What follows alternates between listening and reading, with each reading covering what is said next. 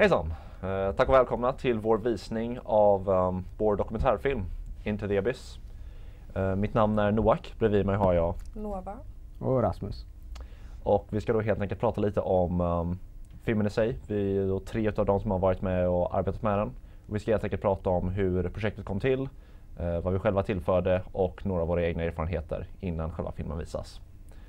Så jag tänker att vi kan börja med att prata om hur vi alla kom in på det här projektet. Nova, du kanske vill börja? Jag fick inte reda på det genom skolan. Min kompis Vindra, hon sa men min pappa ska ha det här projektet Into the Abyss, rockkonsert, och jag tyckte det lät jätteroligt och började söka direkt på spellistor på Spotify och vad är det här för musik. Ja, det här kanske blir jätteroligt att spela in. Och så gick vi på det här mötet då på kulturlagret och så var du där, Donovan och min kompis Vindra då. Så tänkte jag bara, är det bara vi 4 som ska spela in det här? Hur kommer det här gå? Men sen visade det sig då att min klass på NTI-gymnasiet också skulle vara där och filma. Det känns lite lättare. Så på andra mötet så kommer du också då. Ja. Det var några stycken då. Jag fick reda på det genom att en lärare sa det var några från kulturlagret, de vill filma en festival på Gothenburg filmhistoriskt. Jag vet inte riktigt vad det är för festival. Och så frågade jag bara, är det Abyssfestivalen eller?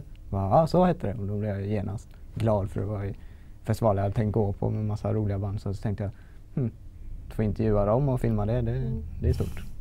Det vill jag göra. Sen så kom mötet där och det kändes bra. Men då visste vi inte hur stort det här skulle bli egentligen. Nej, verkligen inte. Och då snackade vi typ ska vi se om vi kan intervjua några band. Mattias skulle fråga runt lite så här på de pubs. Men får vi intervjua dem? Får vi filma alla band? Och visade sig att vi fick. Lite för mycket band att intervjua nästan. Och det var många som ville ställa upp på intervju. Jag tror bara det var 2 som sa nej eller något. Och vi tar 19. När vi väl började dra igång sen med hela det här, när vi faktiskt här började arbeta med det, känner ni att ni blev mer och mer, det kom mer och mer in i det, eller var det andra tankar också som uppstod om så här hur det faktiskt skulle gå? För vi hade ju väldigt lite tid på oss. Det var ju knappt 2 månader som vi väntades bli klara med alla förberedelserna innan själva festivalen. Ja. Jag hade ju inga stora förväntningar först. Jag tänkte att det här skulle vara en liten rockkonsert med några rockband. Men sen så visade det sig att vi skulle göra det här på Göteborgs filmstudio. Och då tänkte jag direkt okej. Det här är ganska stort. Och sen så åkte vi dit och kollade och att se de här salarna, att vi skulle spela in där, var en väldigt häftig känsla. Och då tror jag också att jag insåg att det kommer vara väldigt mycket jobb bakom det här och vi har väldigt lite tid. Så man kände ju lite press på sig. Men det känns ändå som att vi skulle fixa det, tycker jag. Alltså, för mig var det så här, innan det faktiskt skedde festivalen, då tänkte jag alltid så här, det hände inte så mycket egentligen. Vi träffades lite ibland och så, för det var ju flera personer, typ 3 stycken som inte gick på skolan. Då kan man prata med dem. Sen så var det ju Mattias som typ ledde projektet, så man kunde inte prata med honom hela tiden för han var ju inte heller på skolan. Så det var lite konstigt eller annorlunda från man var van vid. Man brukar vara van vid att man sitter och planerar hela tiden, man snackar om det. Men här blev det bara, okej, vi ska göra det, men vi pratar inte så mycket om det egentligen. Men vi hade några möten där och bestämde, men så här ska vi göra. Det kändes liksom bara, okej. Men sen på onsdagen, 2 dagar innan själva festivalen körde igång, var det ju bara så här, oj, det blir lite annorlunda från vad jag trodde. Det är mycket större och det är liksom mycket grejer och helt plötsligt ska inte jag filma några konserter utan jag ska intervjua alla tillsammans med dig då.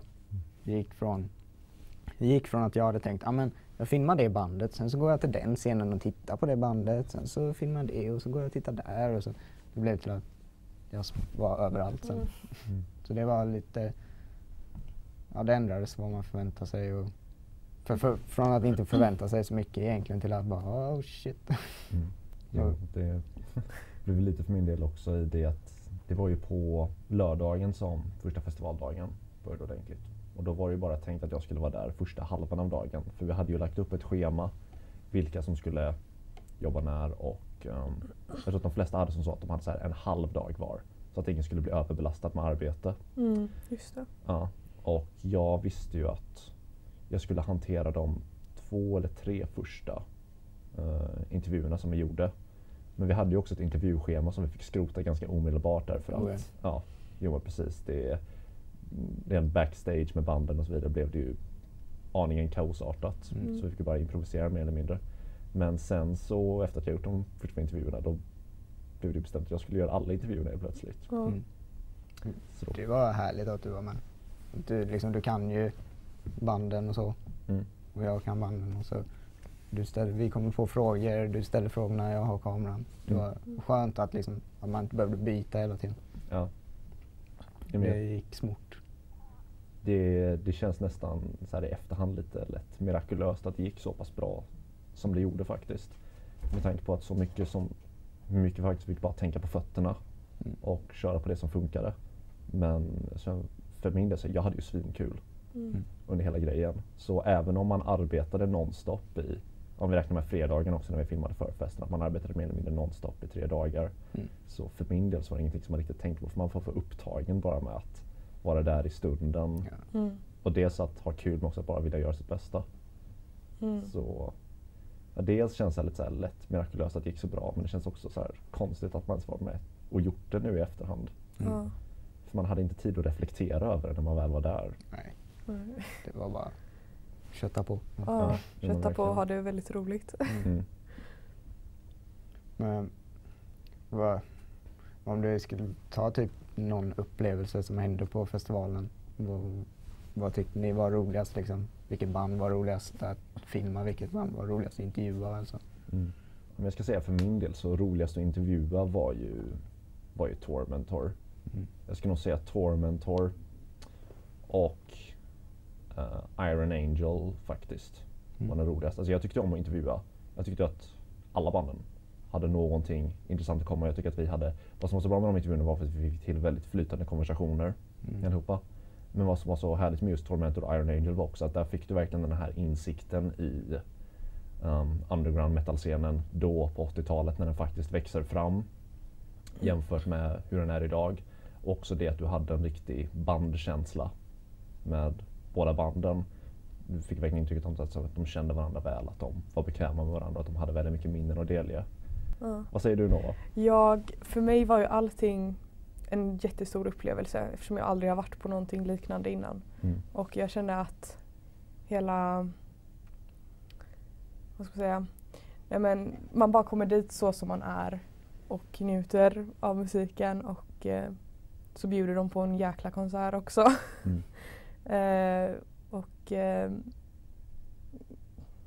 Ja, jag tycker hela upplevelsen var väldigt rolig och sen att få spela in det var också en upplevelse. Jag tyckte det var så här riktigt roligt. Efter intervjun med Tormentor så satt jag mig bara i soffan och snackade med Attila. Och det kändes så här, hur hamnade jag här? Och något jag tänker på först nu var liksom, när man filmar allting där på festivalen. Man tänkte inte ens på att det här kommer visas på Bioroy. Man tänkte att det kommer visas på Abyssbaren och det kommer läggas upp på YouTube. Men sen så visades den på Bioroy med Kulturkalaset och var delpublik där ändå. Och nu ska vi visa den på Öppna Kanalen snart. Så ja, det var väldigt kul. Liksom han film man har gjort på bio. Jag tror att det blev en succé också för att vi hade ju så himla kul hela tiden. Vi tänkte inte hela tiden på att det här ska bli så bra som möjligt. Det här ska vi spela upp på Bioroy sen och vi ska ha den på Öppna Kanalen. Vi hade ingen så här riktigt större mål Men så blev det mycket bättre än vad vi hade tänkt oss. Det var egentligen bara filma allt du ser. Ja, exakt. Det var i och för sig jobbigt sen när man skulle redigera den. Man inte hade någon tanke bakom allting. Men det var ändå bra att filma allting och hade så mycket. Ja, men nu när vi ändå har pratat om filmen så mycket så tycker jag ändå det är dags att titta på filmen. Så vad säger ni? Du kör? Ja, absolut. Nu kör vi.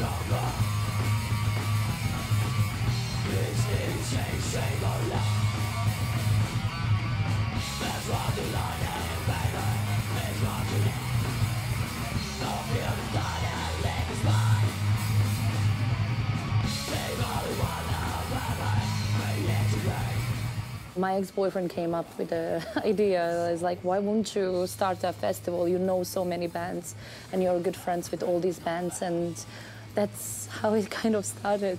First year we had 20 bands playing for free, and that's all the money that we gained on the festival went into buying this place, and that's why we have Abyss today. We never thought really, we thought we were going to do this one festival, it would be one-off, and then suddenly we are doing this dream lineup that I never dreamed of, that we would actually achieve something like that. And I mean, from production, from sound, from stage size, from everything, the whole organization around it just turned out to be so beautiful.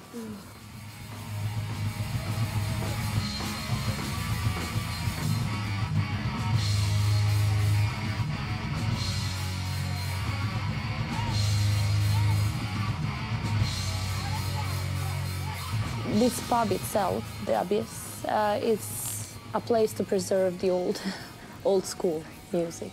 Music that has heart and soul, that is uncontrolled, like where artists have freedom to express themselves to 100%, and the label doesn't tell them how to dress, how to pose, how to write, you know.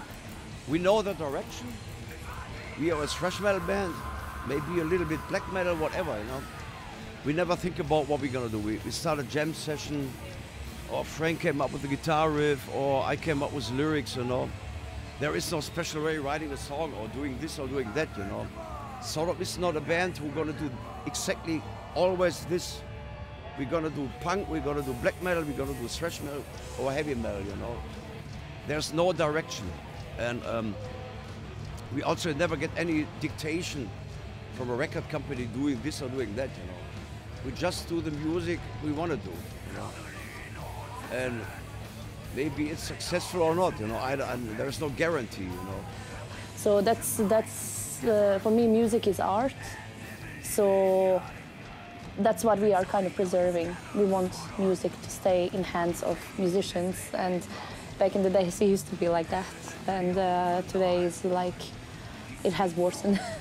And we're trying to bring back that kind of feeling and soul of music. I wanna hear you scream.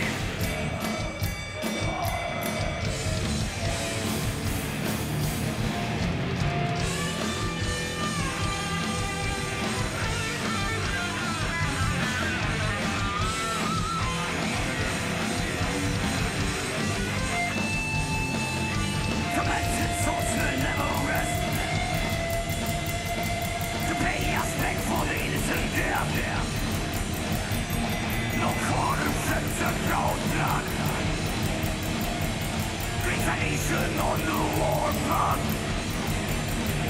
Stop the war, you run.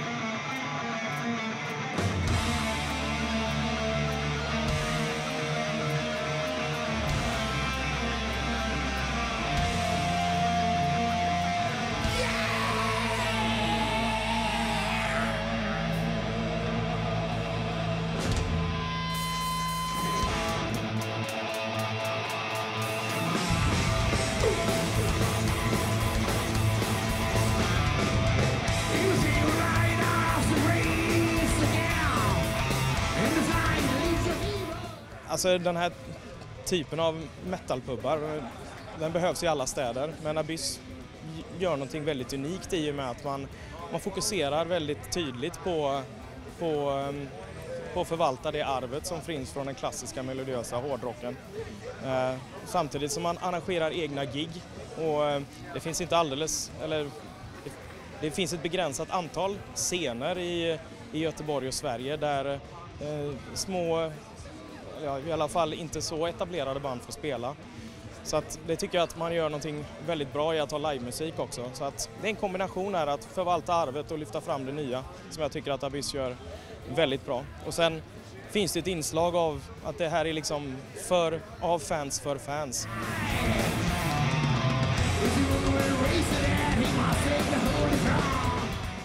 I remember Dirk told me when they played South America for the first time and they could sing all the songs word by word. And that was, you know, something that's like 30 years ago, and all of a sudden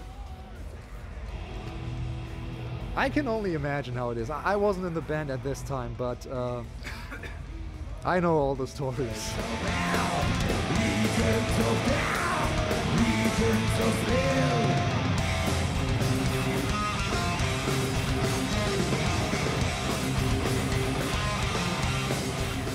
There's actually, I don't know if I should tell that, but there's a funny story with Dirk and Tom Angel Ripper from the 80s. From Sodom in the 80s. But I don't know if I should let... Okay, he says no. In general, it's, I think it's just going great guns. It's like a cult, isn't it? For the metal scene.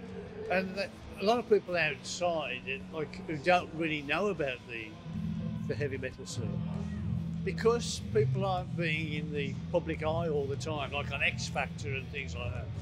They don't realise how many of these people are so popular in groups, in the metal groups. You know, it'll just carry on. I mean, they're passing stuff down, mothers and fathers to sons and daughters, and then so on and so forth. It just goes on. People keep hearing the stuff and liking it, which is a good thing for us. It's the internet, YouTube. We wouldn't have done anything without that, because people can watch the old stuff and then, you know, relate to it. And then, you know, we do gigs and we had a guy 17 from America and he knew everything about us.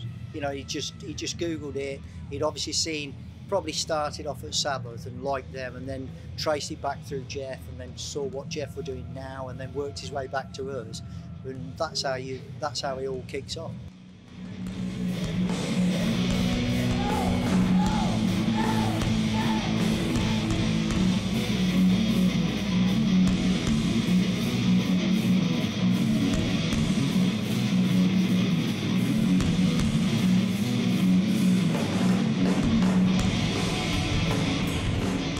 People came to us like waiting for 30 years.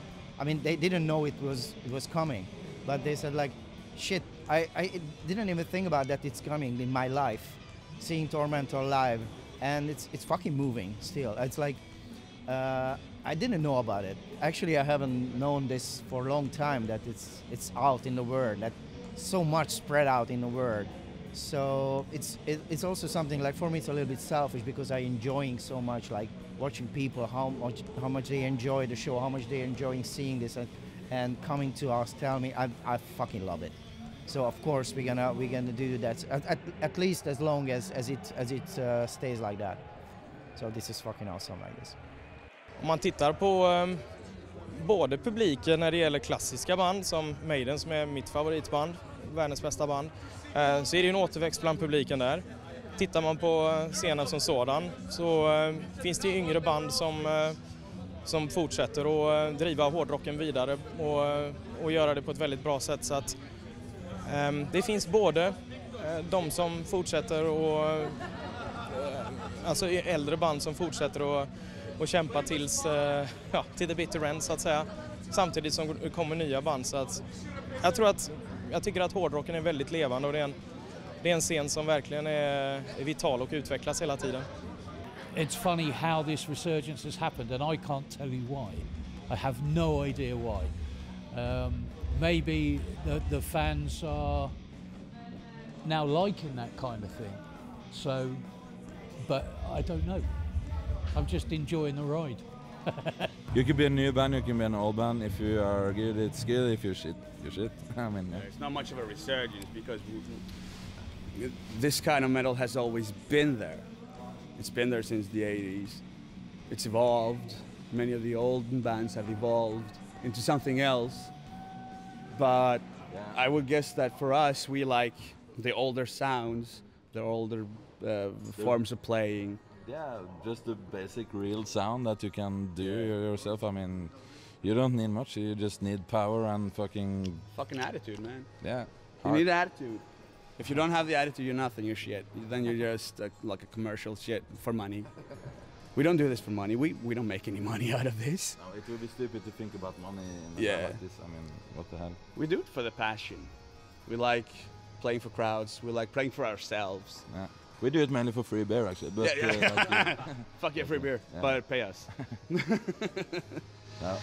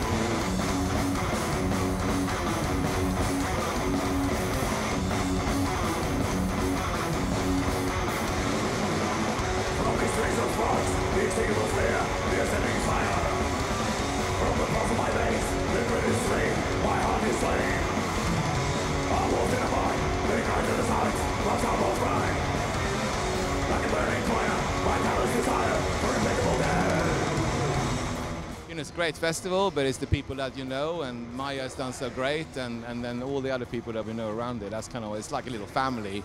So it feels like I'm sort of home, and it doesn't feel like I'm working. It's just great to be here. Skönt att man får se lite sådana band som Malokarpatan här exempelvis då. Så det var kul om de hade något brasseband också, något gammalt, men det kommer väl någon gång. Abyssfestivalen är bästa som händer i heavy metal i Göteborg varenda år. Och det är bara för att stötta den bästa jävla baren i hela Sverige.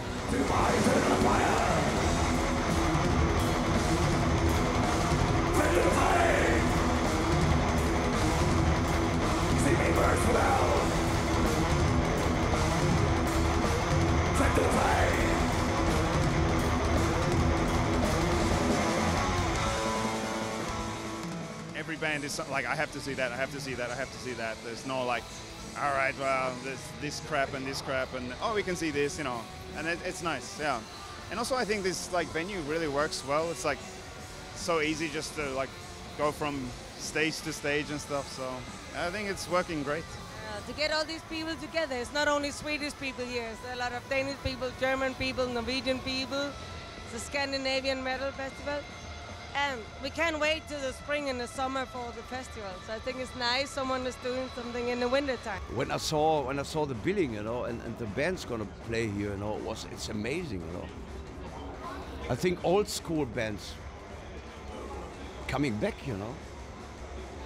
That's what people are interested. I know a very young metal fans who are interested in historical bands from the beginning, from the 80s or 70s maybe, you know. And I hope that we can return, the bands like Demon or Iron Angel, you know, or Tormentor, you know, it's great, you know. It's fantastic doing a special old school billing on a festival, you know. I hope they can work it out, they can do it bigger, you know. This is something for a big festival, you know. You don't have to be perfect, you don't have to be pretty, you don't need to be having the good dance move. And we're gathering all together about that, which you can do in other music culture, but then it's more about being perfect. And I like that the metal scene and the punk scene is more opposite, that it's allowed to be incomplete and not perfect.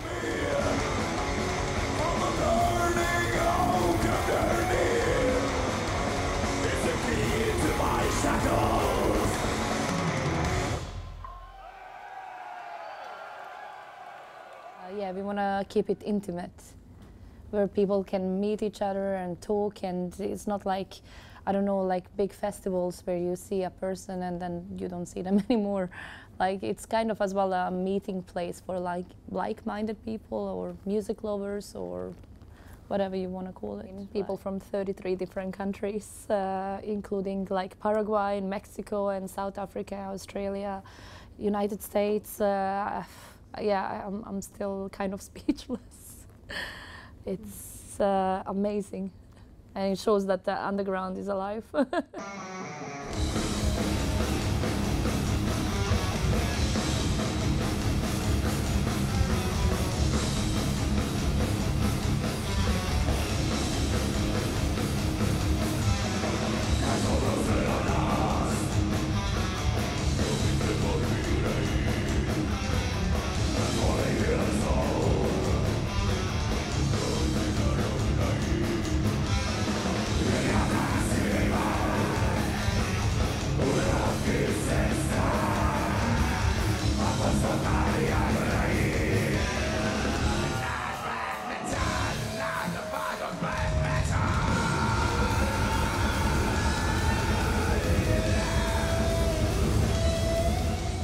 Played out our gig about 15 minutes ago. So excellent people.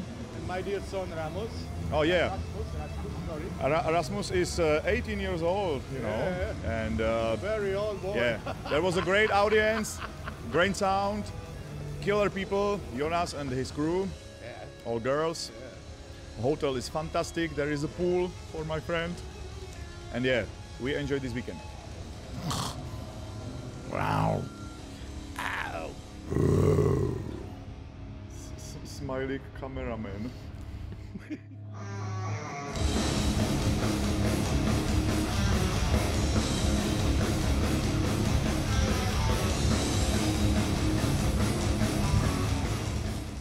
I'm very stupid, bastard son, an idiot maybe, yes. And my IQ is 23, maybe. Yeah. Ask our drummer.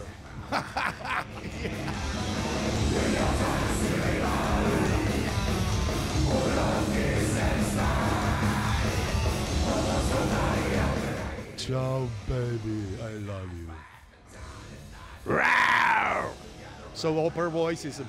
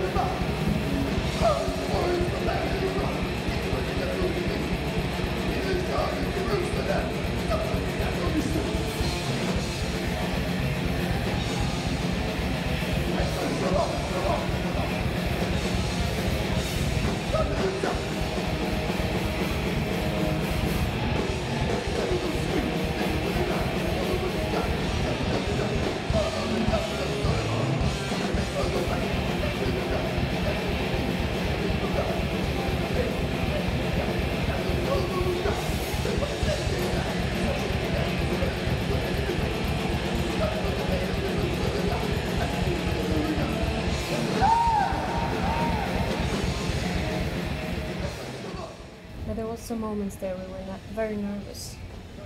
When you have all the people coming, when it's actually signed, the contracts are signed, the flights are booked, everything is booked, like, you realize it's really gonna happen. Yeah. Yeah, it's like before 1 week before the show, like it's just you sitting there like, you know, everyone is coming, the tickets are booked, bands are arranged, you guys like, and you know, it's just, it's scary, but it's exciting at the same time. There's a fire burning somewhere on the inside that gives you that extra like energy to go that extra, like, I don't know, extra mile. Extra 100%.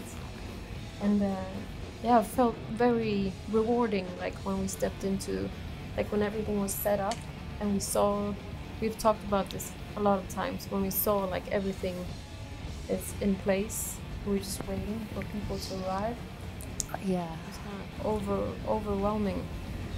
And then when everything was running, we could go out and actually like enjoy the festival for a minute and just see people enjoying themselves. That was like, for me, that's the reward. Yes, that's the word, definitely a reward. Yeah. I remember watching Tormentor playing and all people cheering, and I started crying. I think I was standing next to you guys when you were filming. I was like crying on the side of the stage. So it's, yeah, indescribable feeling, definitely. Well, I'm still recovering by that.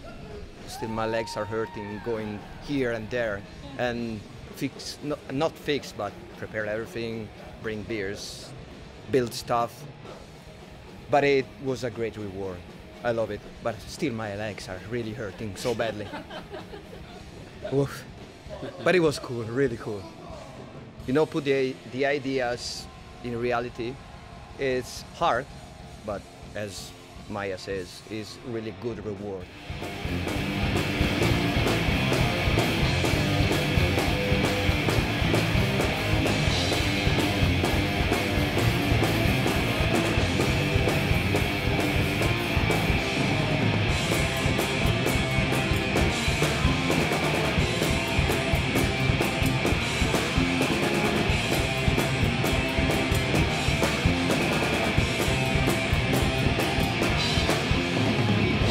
Come and get me,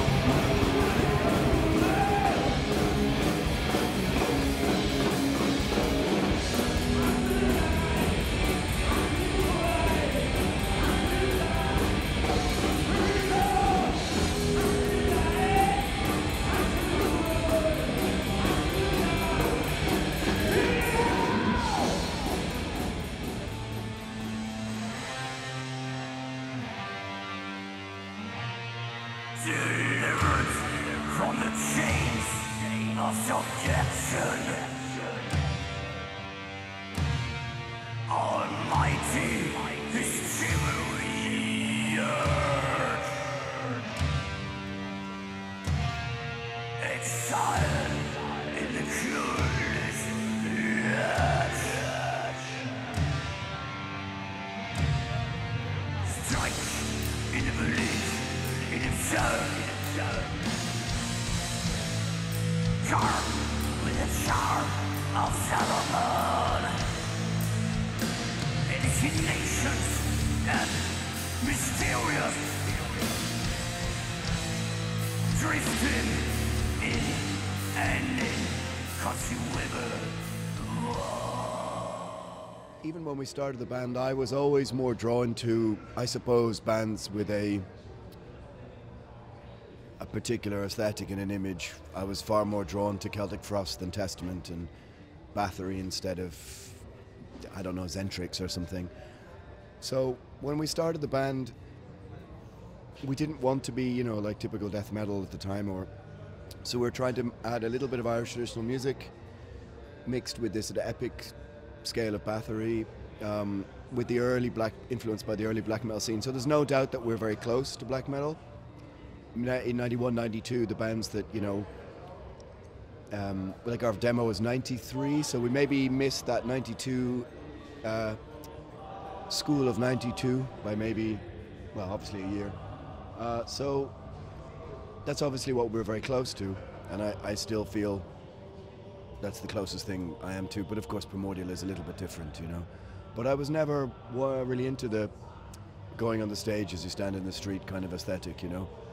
And also, so, you know, it's part tradition, it's part the tradition of heavy metal, at least the kind of heavy metal that I identify with, you know, this, and also part of, you know, creating this, what you call it, like I guess the fourth wall, adding a little bit of theatre to what the music is. Then there's also this kind of Jekyll and Hyde analogy of becoming this other, you know, letting this inside outside, so to speak. It's a mixture of things at this stage, and it just wouldn't feel right not to do it. Like I said, it also allows you to take on the archetypes of this persona or whatever, you know. Not that you're playing a character, so to speak, but it raises the tension, raises the drama, raises the intensity, focuses your energy and that kind of thing, you know. Not energy in some sort of neo-spiritual way, your actual, the concept of focusing on, you know, literally what you're becoming by applying all the stuff is very good concentration for the physical process the mental process you're about to do while playing a gig. I'm not into making it all pseudo-spiritual or anything like that, but it definitely focuses your attention and your energy and your, you know, so it's something I feel a bit sort of naked without doing, playing live. You know, it's tradition as well, you know, lots of different things, so.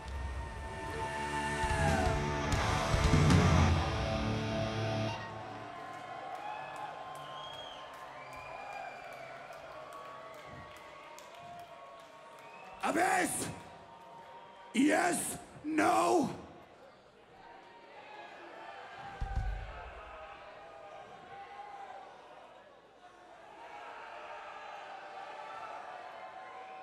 Not yet. Not yet.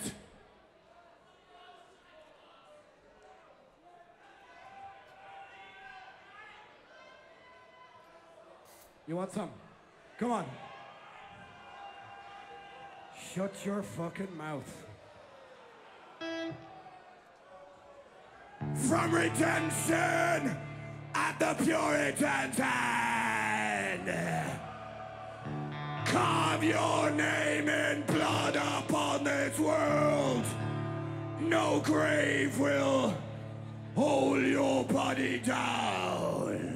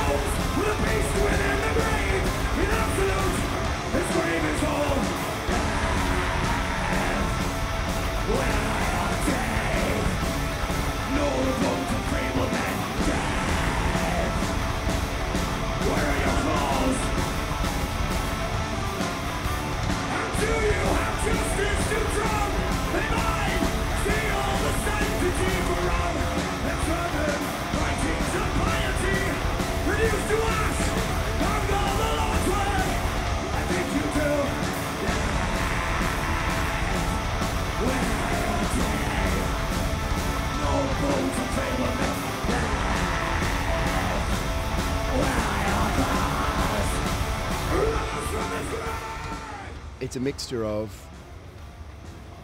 rabble-rouser, you know, part hooligan, part rabble-rouser, part the traditional. See, like for me, heavy metal is like I love the sort of innate, energetic transfer of energy of the original heavy metal. So I'm inside the bubble, but also outside it, in that I don't want to sing about the same traditional stuff. So if you scrape the surface, there is some sort of intellectual weight to what's going on behind the band as well. So, well, that's okay. I wouldn't ask other bands necessarily to be like we are, but at the same time, it's all there if people want to, and that's why you get people who identify with the band very strongly, because in a sort of world which generally preaches that you should have no connection to your history or culture or tradition, we're preaching exactly the opposite. We're saying, you know, come and be the enemies of the modern world with us. We'll probably have lost the war anyway, so let's at least go down fighting, I suppose, is the message. There you go, it's good ending.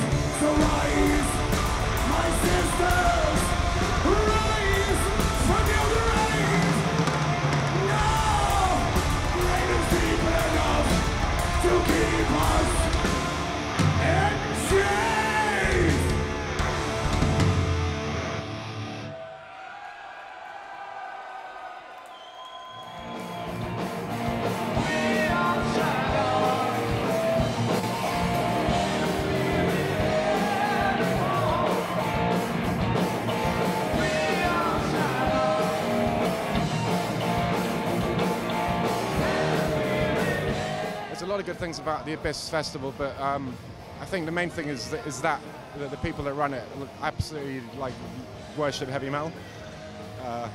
So I think if you come from a starting point of that, then you're going to do it for the right reasons, and everything else just works. You know, if you do it for love and you're really passionate about it, then everything else filters down.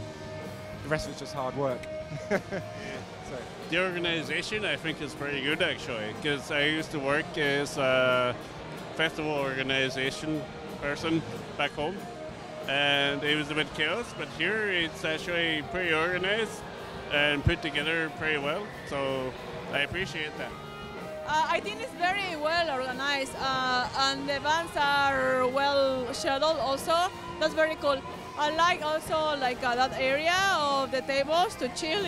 I think it's very nice. Bästa med den här festivalen, det är väl ändå så här, essensen av underground-kulturen.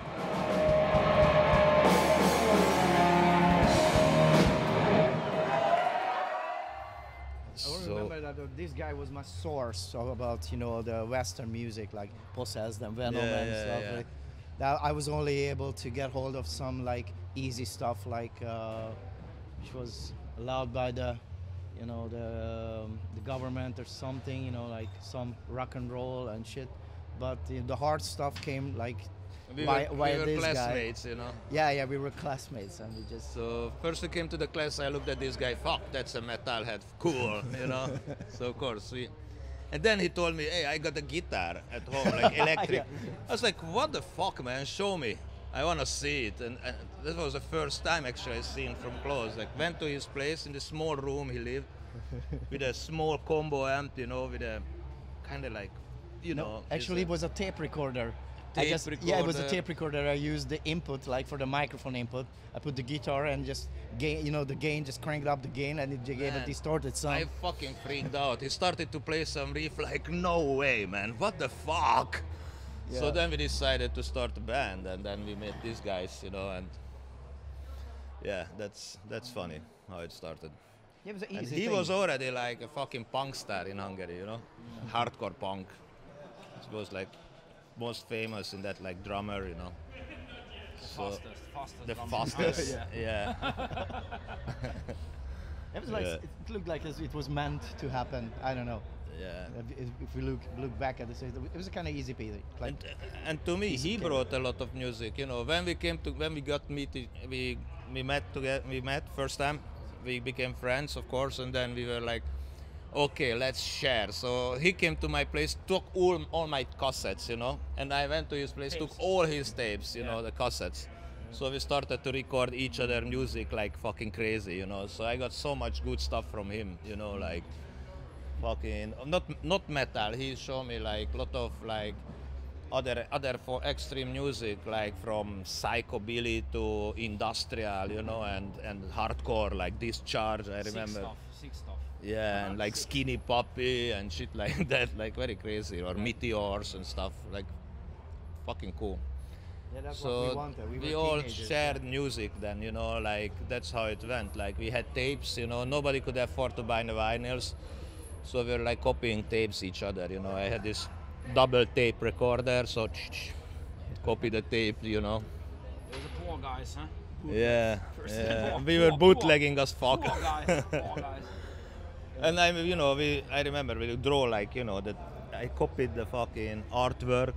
They tried to copy on the tape, so I made these covers, handmade covers. I still have many of those at home, actually. It's funny to see that. Yeah, it's fucking old tape covers, and stuff like that.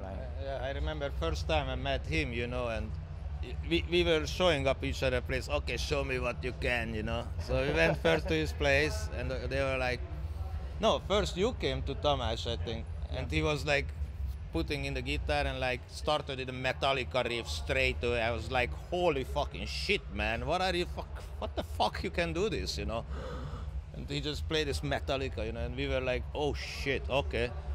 And then we went to his place, and there was like other metal dudes there in this room. I was like fucking, like freaking out. Oh shit, okay, try. And then we were talking about like music and like, do you know Possessed? Yeah, I do.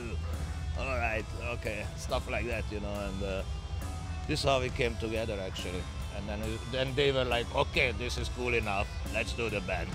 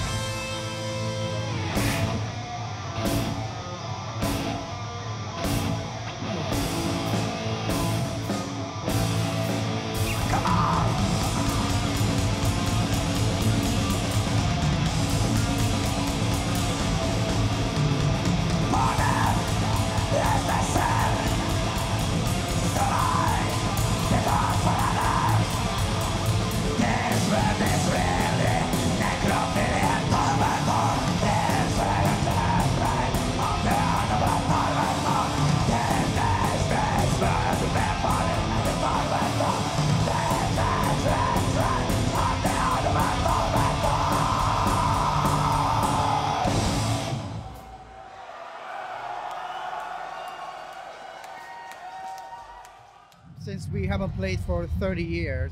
So it's like, is it worth it? Is it something we really should do or really have to do? But we were a little bit concerned about, coming back after 30 years is not an easy task. It's not an easy thing to do that. But we are like Attila, me, Yuri, still in the business. We've been doing this, like we play music, and others were a little bit like out of in the civil life doing other things.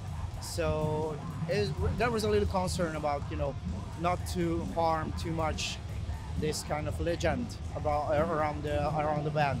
But everyone was so committed, and everyone's so like into that we wanted to do this, and it just made it's a very great aura about the thing, about the thing. So we decided to do that. That was a great choice, actually. I feel it. So that's the thing about it. This tour never been, but this album, and our music never been played before, only in Hungary. We played only in Hungary in the 80s, We had like one show in Vienna and one or two shows in Slovakia. That's it. So I think that album, Anno Domini, became really legendary. Also our first demo. So this music really demands it, and it's really need, to be shown and to be played. It's worth it. And for a long time. Yeah, like nobody heard it, and everybody, so this album has to be toured properly, I think. It's great to see this, and I think that people really enjoyed our show, because it was a little bit different than bands before. There were great bands, but we came like, something like Bee Gees after them. So I think that it was a little bit different, and I think people like them.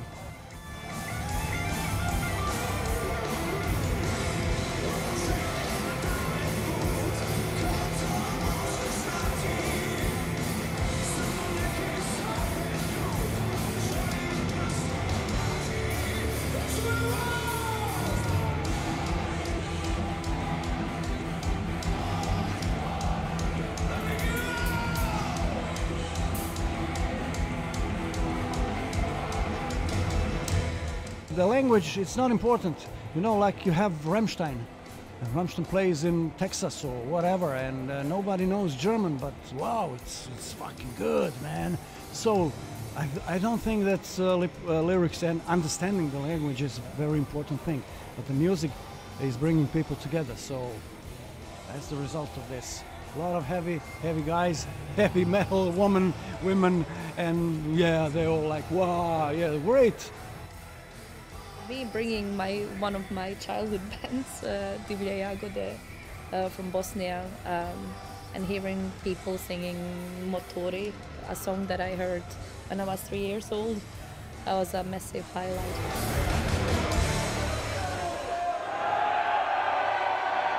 We hope that you're going to the same place we're going to, because if you are, then we will see you in hell!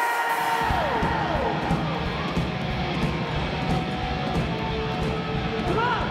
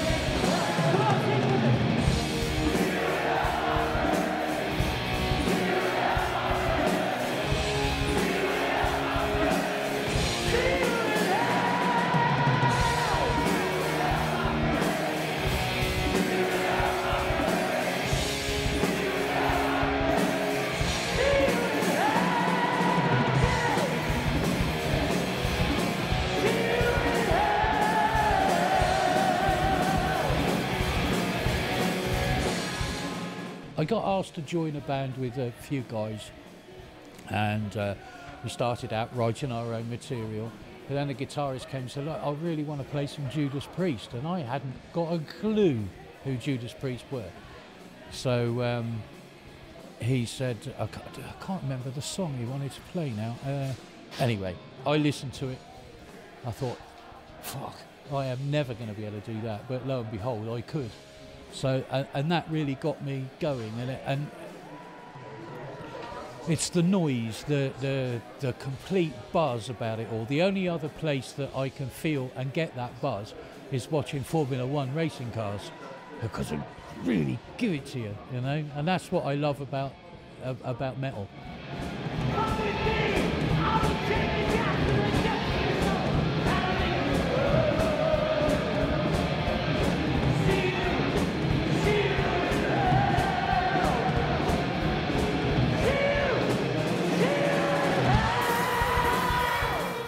Back in the 80s, we were in rival bands to start off with. I was in a band called Medusa, and obviously Nick Bocott was in Grim Reaper.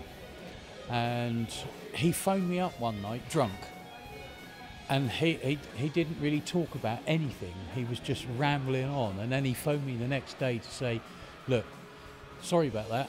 What I want to do is incorporate you into Grim Reaper, but I want to start afresh. I want nobody in the band, so everybody was new, and that's basically how we started.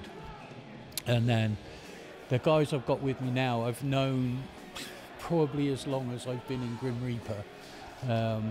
Ian Nash, the guitarist, I've worked with him a lot over the last 20-30 years. Mark the same, the drummer, and Julian I've known for a long time, but we've only just sort of got together with a band. Well, you know, I've invited him in to play with us because I wanted a steady lineup, and these guys have provided me with that, so it's good. So it's a good lineup, they're great musicians and great people to have a laugh on the road with, you know.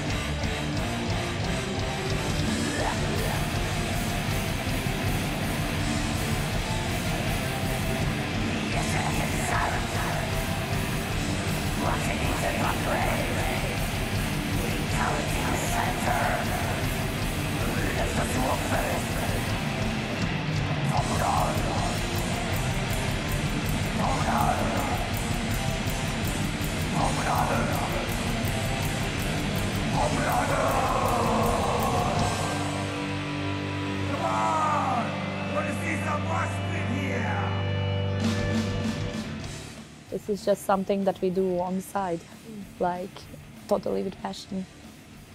I mean, having all the support from Q-Tech and Thunderbjorn and Hell Production and all our friends like Paul doing the website, together with Jonas Svensson, and Jonas Svensson as well helped a lot with booking the bands, and both Madde and Anton and Marco and Sebastian taking like the massive part in running the whole volunteers and everything. And I'm probably missing out now on people and names and everyone like that we want to thank, you know, and this whole project as well with youth, like with Roger, Martin, Matthias.